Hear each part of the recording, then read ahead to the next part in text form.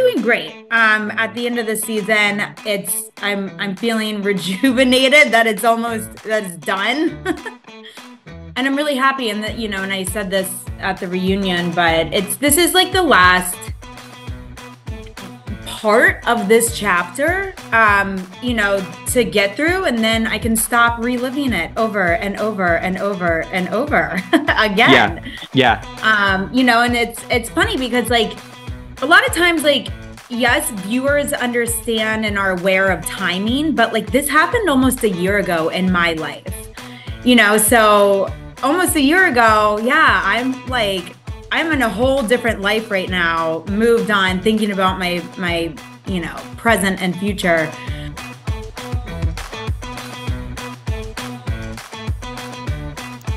I want to gab.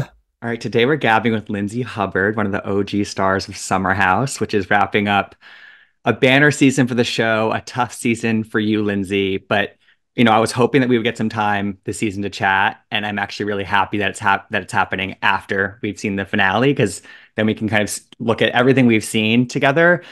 Thanks for doing this today. How are you? I know. I'm so happy to gab with you. I feel like it's been a while. Yeah. When was the last time I saw you? We, after that Betches event earlier this year, we had some good drinks. Right. We went to Soho House. That was fun. That was fun. And once we got like settled, we couldn't find food. We were too late for all the food. we never got food. We just starved ourselves and had like margaritas. Skinny margaritas. Yeah, exactly.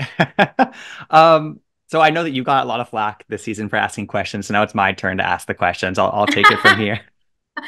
Well, I don't get defensive when questions are asked, so you're all good. So, okay. How are you doing? How are you feeling? I mean, it's, I checked in with you kind of halfway through the season, and you said that you were trying to ignore like a lot of the noise, not really pay attention to what was being said. How are you able to do that during a season like this? I mean, it was definitely tough in the beginning. But when there's just a lot of noise online, like it's just healthier to like just stay off. Yeah. Obviously it's extremely hard to stay off the internet. We like use it for our livelihood at this point, but yeah, I mean, I think I did a pretty good job. I'm doing great. At the end of the season, I'm feeling rejuvenated that it's done. And I'm really happy. And that, and I said this at the reunion, but this is like the last part of this chapter, to get through, and then I can stop reliving it over and over and over and over again.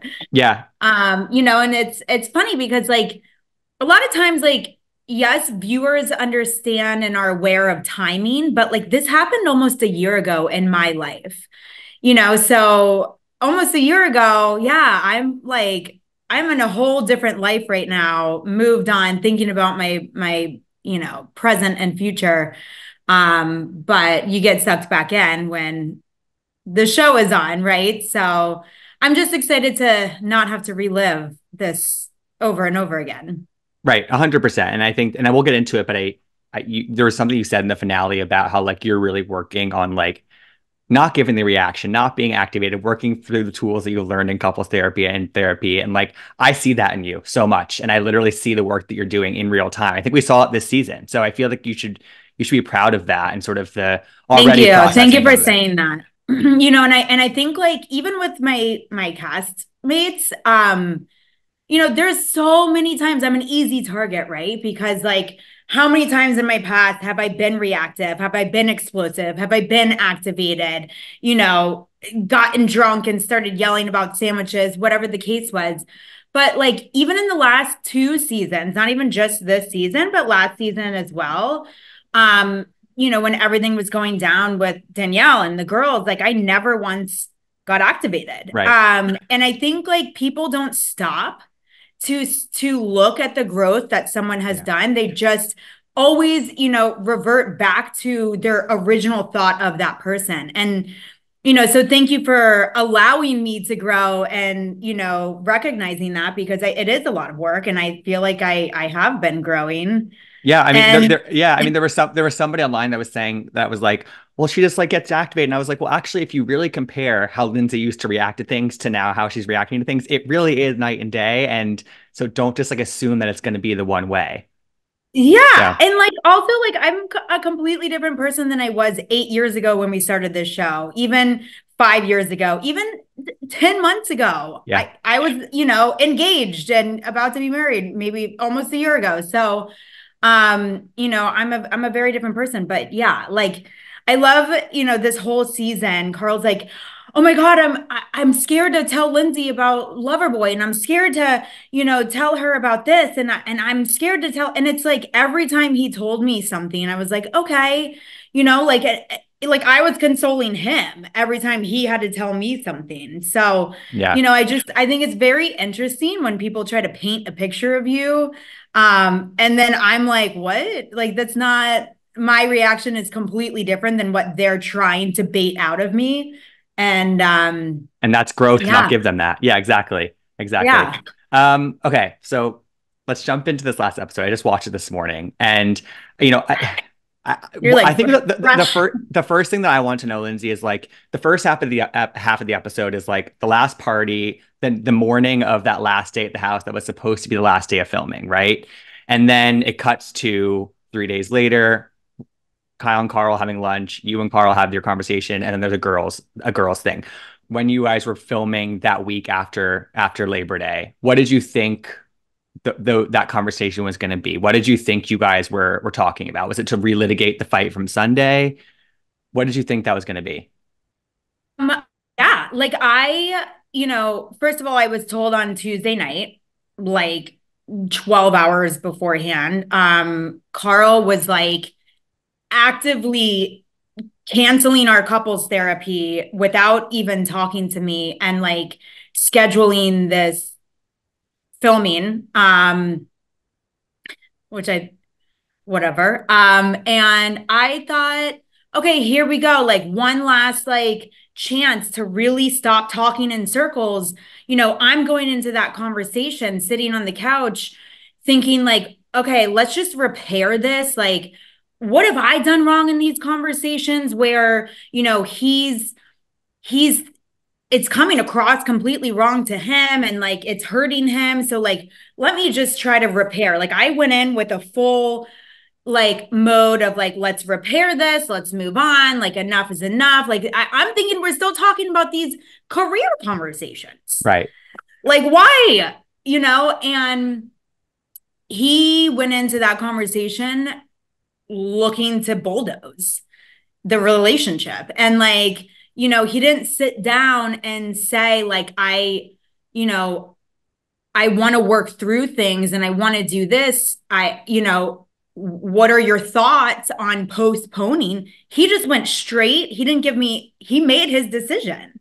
He didn't give me any options in this. And he literally sat down, told me in 4 or 5 different ways he wanted out of the relationship and to call off the wedding. Even so much as saying like, I'm not happy. Okay, well, then that means okay, what do you Right. think that means? So I think this narrative of him going around being like, I didn't mean to call off the wedding and I wasn't sitting down to break up and that wasn't my intention. Well, brother, you sat down and said 5 different ways why you didn't want to be with me. You didn't want to be in this relationship and you wanted to call off the wedding. You didn't even like put in there like what are your thoughts on postponing? You Right. weren't looking to repair. You weren't looking to like salvage or solve anything. You were looking to bulldoze this relationship, end it, and run away, which Mm. is what he does. He's a runner. Like he runs away. Um, and like that's how we sat down. I'm thinking we're repairing these career conversations, biting the bullet, Yeah. trying to figure out where I went wrong in the conversations and, so that we can move on. And he just was in a completely different mindset, like on a different page in a different book, looking to like End end it. it all. Right. So you don't buy that he came into that conversation not wanting to end it. Do you? I think a lot of No, because viewers, if you came into that conversation looking to repair, he would have had a very different attitude right. and tone. And like, and he didn't. He the second he walked in the door, he was aggressive. He was attacking me. He would not let me speak. And, it was like he was going to say what he wanted to say. He made his decision and that was it. Yeah. So at that point, I'm like, okay, well, I'm not going to sit here and Let me get argue with out. you. Yeah, exactly. Yeah. And so a lot of viewers, Lindsay, and I think that maybe you've been asked this on Watch Up Live, but a lot of viewers kind of think that he maybe decided several weeks or maybe several months before that conversation happened what he wanted to do. Do you think that? When do you think that he kind of made this decision for himself? Because I'm watching and learning as the viewers are, as the show goes on. It really feels like it was after that conversation with his parents and, at the Jersey Shore. Like it feels like that's when A shift it happened. a shift happened. Yeah. And like, you know, then that conversation was filmed like early on in the summer. But then it took him weeks and weeks and weeks to actually tell me what was said in that conversation. And I think once that happened, it brought it to the surface and became real. So those last 2 weeks of summer and the last 2 weeks of filming, like he just was a very different person. Mm. His demeanor was completely different. I mean, you watched it. Yeah, you Like can you see it. You can the see it. It's way a that different he's energy. speaking to me, Yeah. and you're just like, what is going on? And like it just was so confusing to me because I'm like, I don't understand what's happening. Like, I'm literally just asking the most normal questions known to man, to my partner who I'm about to marry and walk Yeah. down the aisle and start a family with. Like, this is not crazy. And just the way that he acted. So, but I would say that conversation was It like makes sense. a pivotal Yeah.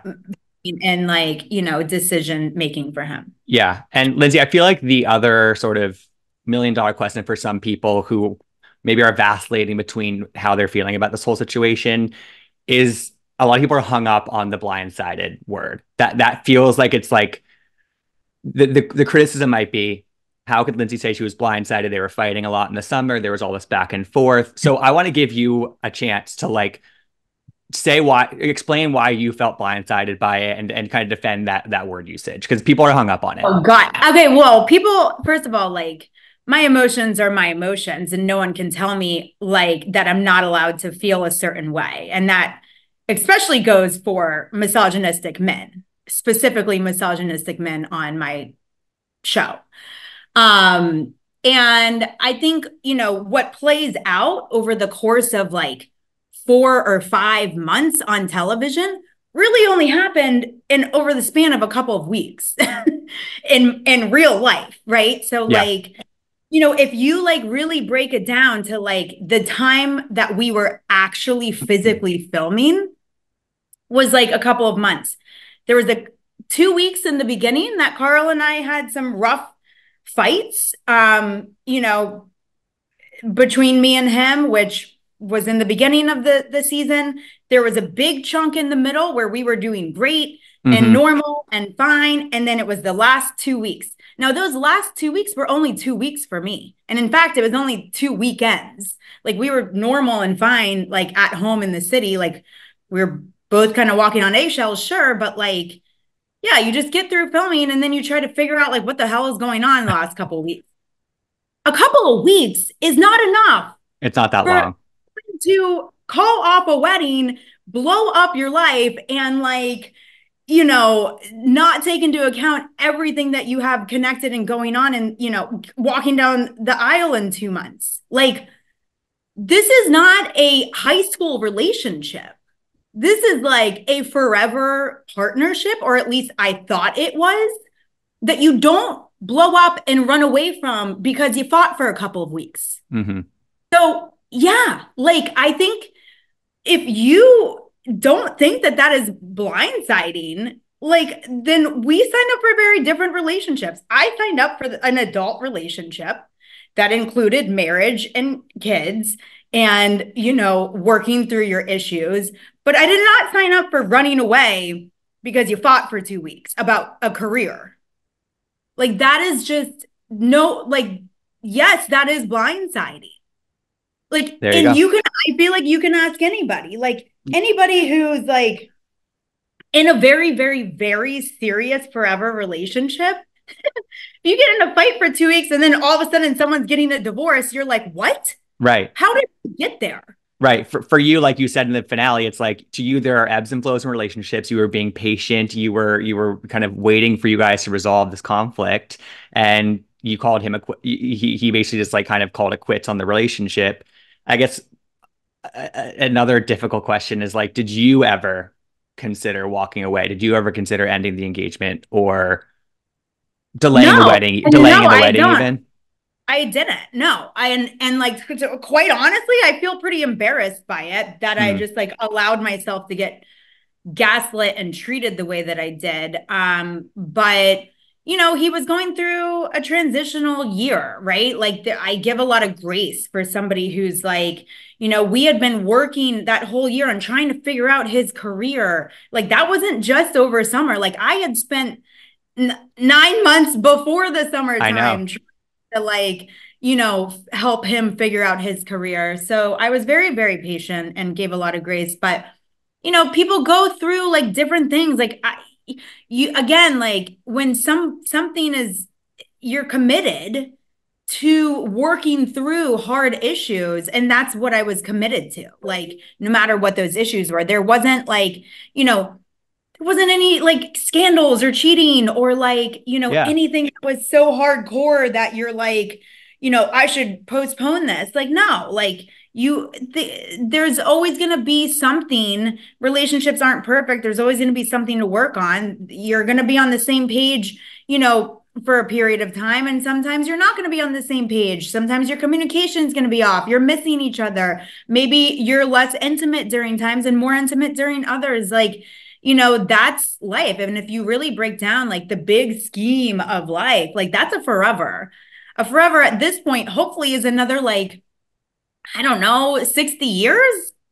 If Knock we're on still lucky. wood. Right. Exactly. Yeah. So like if you're planning on spending another like 50 to 60 years with somebody, yeah, like shit happens. You have to work through things. And so I had a pretty good understanding. I'm also like have a very hard work ethic. I don't run away from confrontation or fights. And I am a fighter. Like I will fight for, for something that I believe in. And I really believed in this relationship. So I was willing to fight until, you know, I could look at myself in the mirror and say, look, I personally have tried everything that I can possibly do to make this work.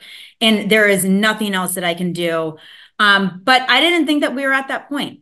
Right. So Right. until I'm at that point, I'm not going to give up on a You're not looking at relationship. it that way. Yeah. Well, that passion, that fight, it's that Leo energy that I one see in myself and that I love about you. And I think a lot of people love that about you. And so I think that you should just maintain that fire because I think that, you said you were embarrassed, but I don't think you should be embarrassed that you fought for a relationship that you cared about.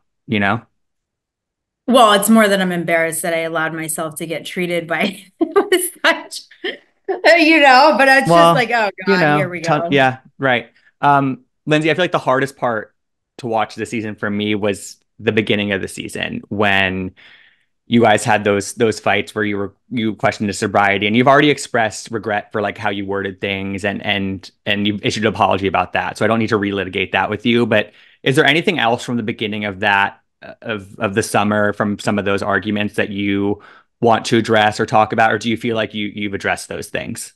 I mean, it's hard, right? Because like I know Carl and I know like, I lived with him. And I know he smokes pot every day, right? And so like for me, it was just like when it becomes very hypocritical, I lose respect and it creates resentment.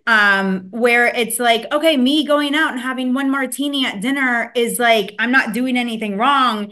And like I just felt like he was weaponizing, anytime I would have any drink whatsoever. Like even if I went to like dinner and had a couple glasses of wine with a girlfriend and he's not even at that dinner. So every time it just felt like this like constant judgment and weaponizing of like, well, how many drinks did you have? How many drinks? Right. It's like I had one.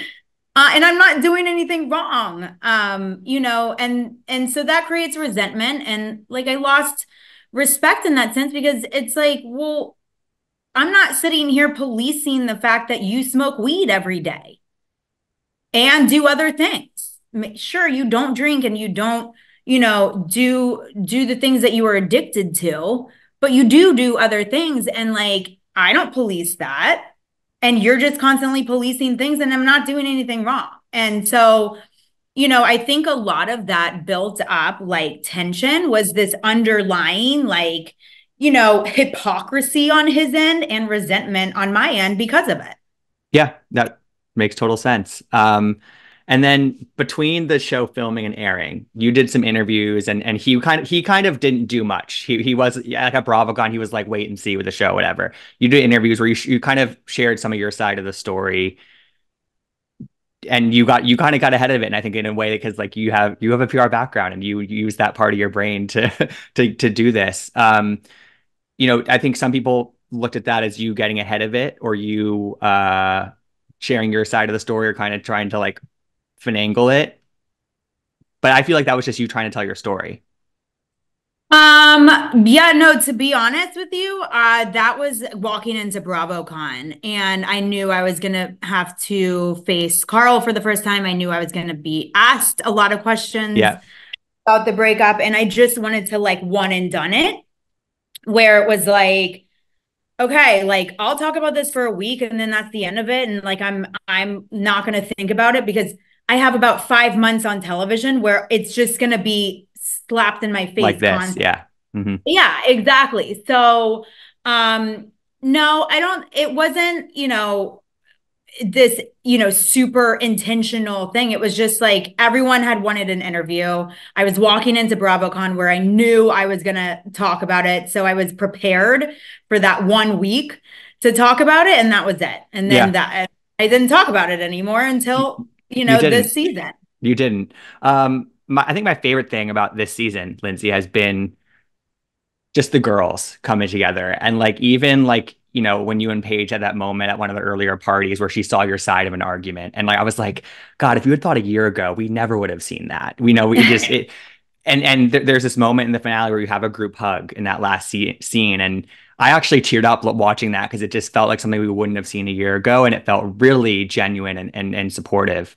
What was that Yeah. like, having some of that support throughout the summer from a lot of the women in the house? It was honestly incredible. I don't know what I would have done without those girls being there last summer. Especially those last 2 weeks, when I was so confused and not understanding and like just exhausted, with all of these conversations with Carl. And, they were right there to listen and give advice and validate and just really like make me feel supported. And that was huge. Like that meant the world to me to have their support over the summer. Good, good. And then lastly, I mean, you say we said in the reunion trailer that you are seeing somebody new, and you talked about at the beginning of this interview how you're just looking forward to kind of having this chapter finally done. We can stop talking about it. We can look forward. When you think about the future of the show, the future of your love life, the future of just like your life in general, you seem really hopeful. You seem really happy and really excited to me. Can you just speak a little bit to that and sort of reframing your mindset? Yeah, I mean, I think as far as like, what I had experienced in that relationship and how it ended was so very traumatic to me that it made it easier to just like shut those emotions off for that person, right? And, of course, like I dove into healing in any and every way that I could as soon as the breakup happened. Therapy, just surrounding myself with girlfriends, traveling, and just talking to my family every day. Gabby came over literally every day for 2 weeks straight. She was phenomenal. And I really like just like decided to just focus on my healing, then focus on like what brings me joy and happiness and surrounding myself with the people who bring me joy and happiness. And then I went on my bachelorette trip in the Bahamas, and like the girls gave me the strength and the confidence to like put one foot in front of the other and be like, okay, we can do this. We can do this. So yeah, and then from there, like I just started like slowly putting myself out there, trying on different Yeah. cities, bought a house in Nashville. And it worked. And then, even like with the guy I'm dating now, I was able to compartmentalize, what was going on TV versus what's going on in front of me in the present. And, just reminding myself constantly, like, this is the past. I've already lived it. This is my past. I've already lived the past. I don't need to relive it as hardcore as I already have. And he was so sweet and supportive. And was always willing to listen if I wanted to talk and open up to him about it. But it's a little awkward, right? Like, Yeah, of course. Of course. or let But me vent about like this episode that just aired, featuring me and my ex-fiance. So I would like, I tried to, I guess, keep those separate as much as possible. yeah, separate the show from him for a little bit. But yeah, and then, as soon as this is done, it's like, okay, great. Like I've already moved on, and now the whole world can move on. It's more just like getting the whole world to catch up to me. Yeah, yeah. Well, you've been a good sport today. I wanted to, I had to ask you some tough questions, but I feel like you, again, the space that you're in mentally makes me really excited for you. And then that's just all I really care about. And so I appreciate you asking some answering some tough questions for me today. Any day, any day. We'll have to do this again over some spicy margaritas. Next question. Next question. Lindsay, I love you. Thanks for taking the time. And we'll talk again soon, I'm sure. Thanks, Gibson. Yeah, bye.